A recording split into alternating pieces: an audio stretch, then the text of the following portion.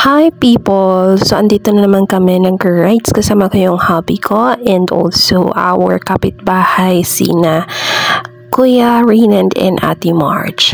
Papunta kami ngayon sa Infanta Quezon Province. So samahan nyo kami para makita nyo kung gaano ka worth it, kung maganda ba o hindi yung pupuntahan namin. So habang nag-rides kami at nakikita namin yung aso, tapos ang sabi ng asawa, so ayan, napalingon yung aso, diba? Ang kulit. So habang nag-rides kami,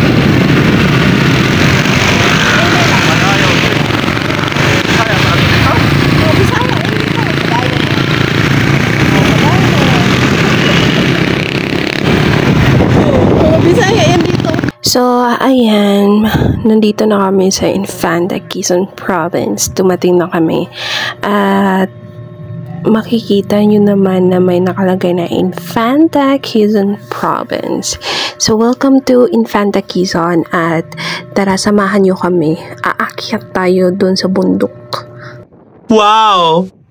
At makikita nyo naman kung gaano kaganda at kadami yung mga riders na nagra-rides papunta dito sa Infanta.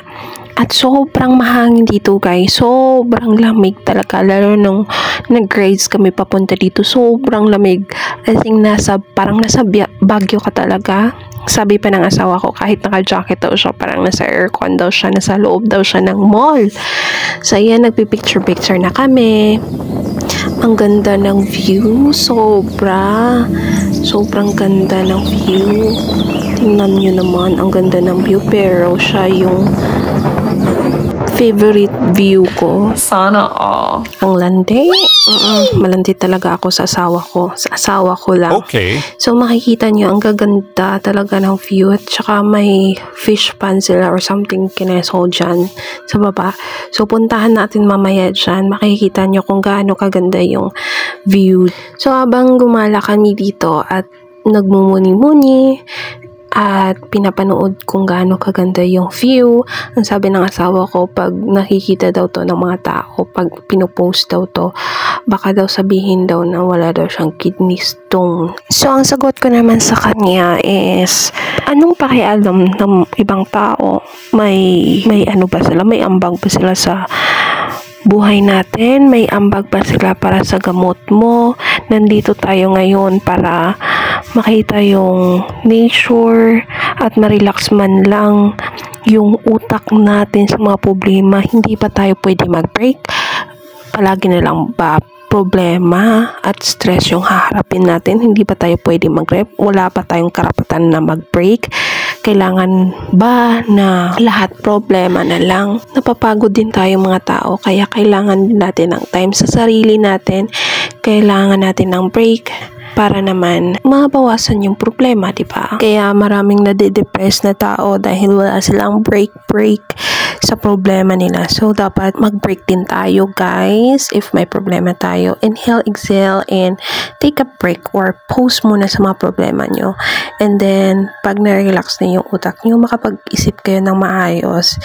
Lahat tayo may problema, kaya pag may problema tayo, malaki man yun o maliit, mag-break din tayo to avoid any depression or stress, right? So anyway, nagiging videographer na ako dahil gusto kong ma-experience man lang niya na pang-post sa social media niya or pang-post man lang sa Instagram niya na may pagka-scenery.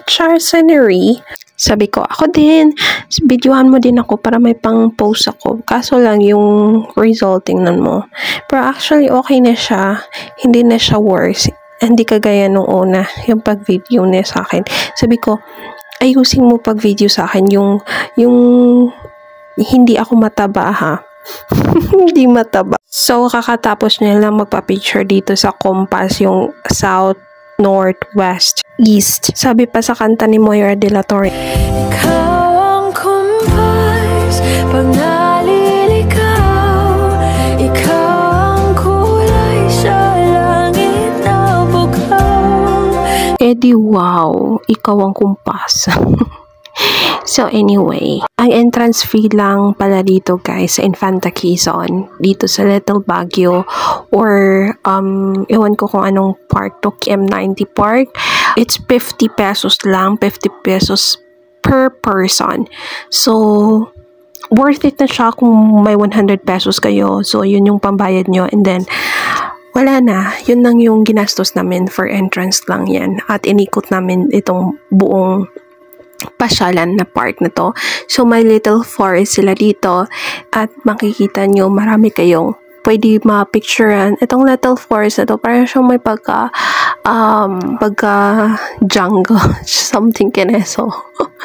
So nai-enjoy ko yung view dito at saka yung hangin at saka nare-relax yung otak natin guys. Nakita namin yung mag-asawa din na may anak silang isang lalaki. Sabi niya, ayusin mo yung yung pag-picture mo sa akin, yung parang hindi ako mataba. So na-realize ko, sinabi ko din yun sa asawa ko. Tapos tumawa ako, sabi pa ng asawa niya, yung husband niya, sabi niya pa, anuhin ko yan, ganyan na yan.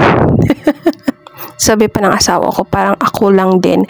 Of course, gusto lang namin mga babae makita sa picture na tago-tago yung tiyan namin. Kahit sa picture man lang.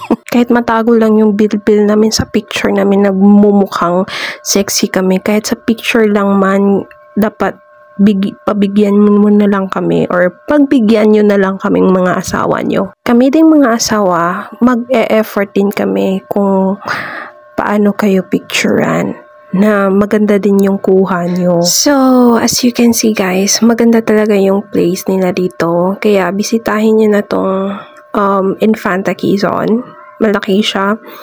Marami pa sana kaming ikutin dito. Kaso lang, naghahanapan na kami. Itong asawa ko nagmamadali na kasi hinahanap niya yung kasama namin na kapitbahay namin. Naghiwalay kasi kami. Kaya naghahanapan na kami. So, pagpasok mo pa lang, ang ganda sobra ng garden nila. Yung pagka-arrange ng mga flowers nila, parang nasa garden. Charit ka. At makikita mo naman kung may enjoy mo ba o hindi, or worth it ba yung 50 pesos mo. Kung 50 pesos lang, kung sa iban pa yan, sobrang konti lang yung ikutin mo. So, malaki ito guys. At saka hindi lang dito matatapos yung ikutin mo. At saka doon sa may mga flowers o may mga house tree pa yan sila, at saka may cabin pa yan sila. Hindi lang namin napuntahan kasi naghanapan na kami. As you can see naman guys, nakikita nyo kung gaano kaganda yung view, kung gaano kaganda magpa-picture dito. Sabi ko, gusto ko pang magpa-picture, kaso lang, nagmamadali na tong isang na to.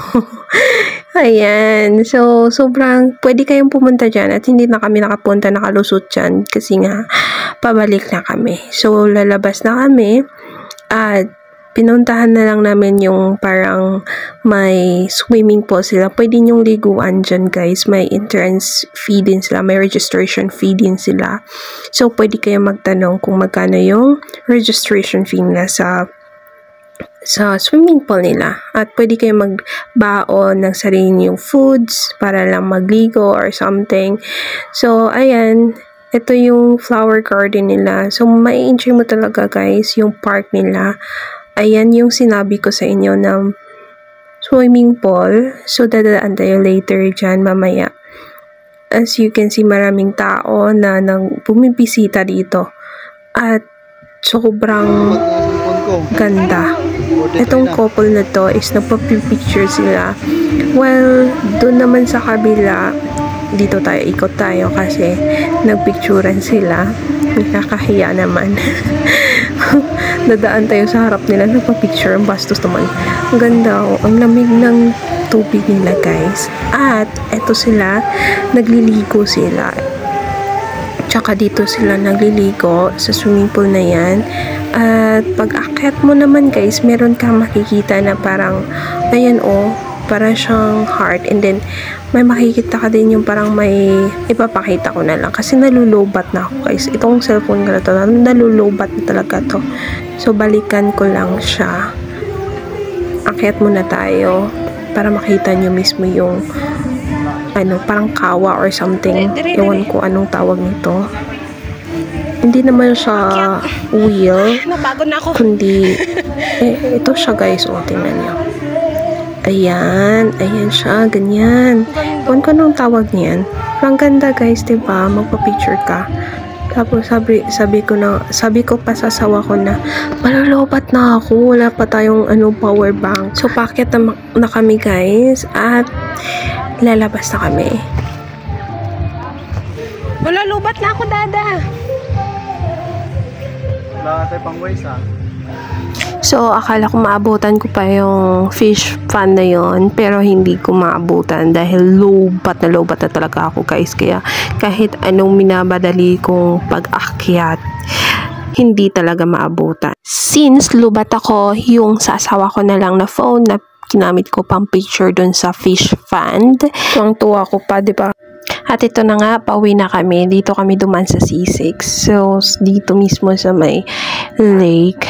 May lake kasi dito sa C6 Taguig. And, tingnan nyo kung gaano namin na-enjoy yung pag-grades naming dalawa as a couple.